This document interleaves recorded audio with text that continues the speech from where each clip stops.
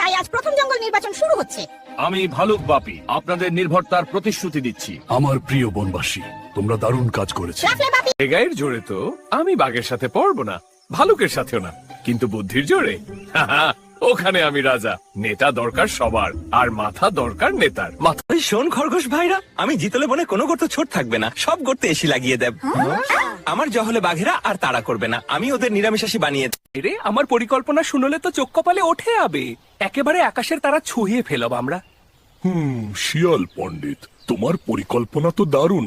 শিয়ালদা, তুমি বলছো বাঘকে নাকি নিরামিষ খাওয়াবে, কিন্তু বাঘটা যদি রাজি না হয় তখন তুমি কি করবে? আরে ভাই, বাঘের সাথে আমার কথা হয়ে গেছে।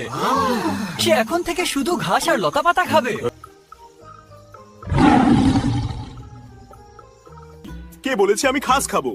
আমার সামনে এ আসবে, তাকে আজ ডিনার বানা। আচ্ছা মহারাজ, আমি তাহলে একটু দূরে যাও যদি পারো। কি হলো পণ্ডিত, পালাচ্ছ কেন? বাঘের সাথে তো তোমার চুক্তি হয়েছিল। সেটা পরে বলি। ভাই হাতি, রাজনীতিতে চুক্তির চেয়ে নিজের জান বাঁচানো অনেক বড় কথা। ভোট পড়ে হবে, আগে প্রাণটা বাঁচায়। মুখে মাথা ঢুকবে নাকি? মিষ্টি কথা মানেই নিরাপদ নয়।